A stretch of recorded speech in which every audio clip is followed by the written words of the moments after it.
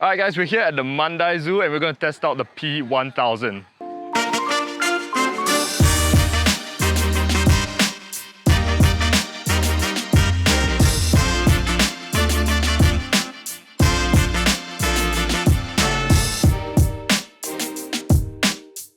So a couple of days ago, we had the chance to borrow the Nikon p1000 camera from a friend of ours to figure out who this camera is really meant for.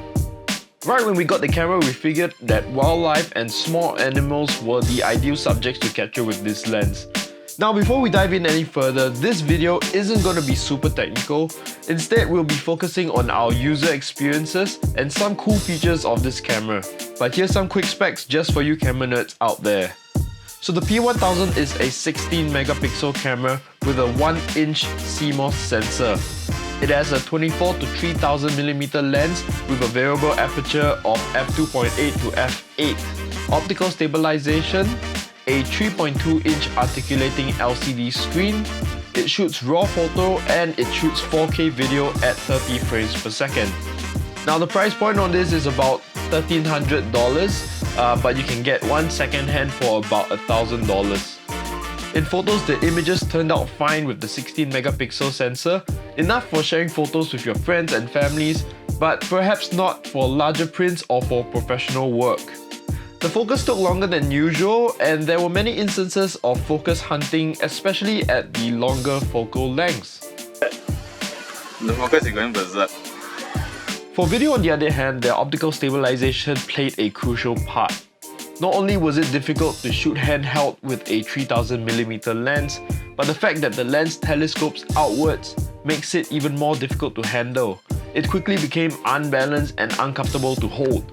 It's also worth mentioning that since the aperture is not constant on this lens, the lighting changes as you zoom in and out of a subject. You can turn on auto ISO, which adapts the images to the changing aperture, but it has a slight lag, making it not so ideal for continuous video shooting. For most of our shots, we had a tripod out to stabilize the shots even more, so this is definitely not a compact filming solution. So this isn't a very small compact camera, it actually takes up quite a bit of space in your camera bag.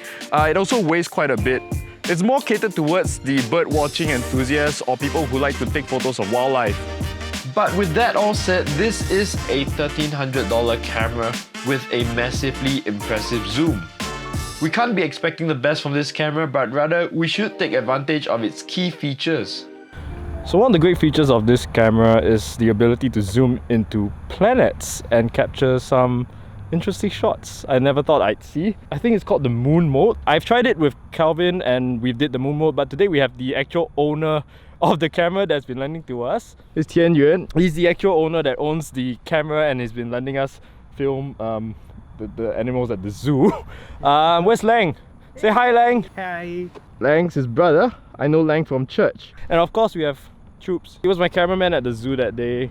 Let me mount the red dot sight. But it really helps in finding your composition when it's fully zoomed and not losing it. Okay, good. The focus is still there. Yep, just keeps on going. Going. Okay, that's the max focus. Very nice. Let's get Jupiter in our sights first. Okay, there it is. It's there in the center. Alright, so we're using the p1000 to look at Jupiter and it's 4 moons. 4. Yeah. 4 moons. Jupiter has many moons, Oh. but we can only see 4. Okay, we can only see 4.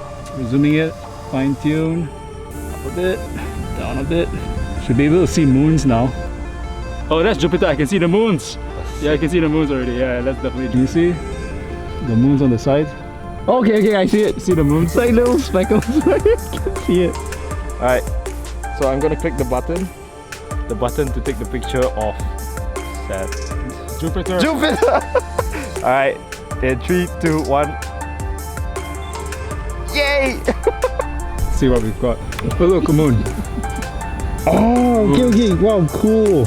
Moon. Oh, you can actually see the bands. That's still. the moon. Still the band, yeah, and the moon. The bands and the moon. And the moon. Okay, Yeah. so this app tells you where the planet is at Yeah. a specific time of the day. You can adjust the dates and all that.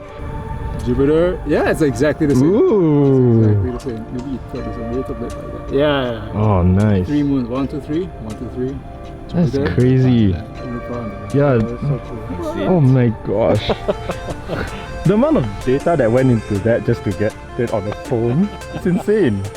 Like, And we're just looking at it. yeah, it's so insane. Technology these days, guys. Oh, okay, that one. Once the laser overlaps with the star, right? Oh, wow! You can already see the ring. The ring, Yeah. you see it? It's like oblong. Come on, focus. Alright, beginning to see the oval rings. Same orientation. Yeah, man. Yeah. Okay. Crazy. Oh wow! Saturn. Everyone, that is Saturn. How far away? 1 billion. 1 billion! I think the amazing thing is that, you know, you see all these specks up there, but you think it's stars, but But it's some are planets. it's planets. That's amazing. All in all, this was a super fun camera to play around with, and I'm thoroughly impressed by what technology allows us to see these days. The P1000 isn't for everyone, rather I recommend a lot more research into the camera before purchasing. If wildlife and astrophotography is what you're into, this is a great choice. I hope you've enjoyed this video as much as I did enjoy making it. Leave a comment and a like if you enjoyed this, subscribe if you haven't, and I will see you guys in the next video.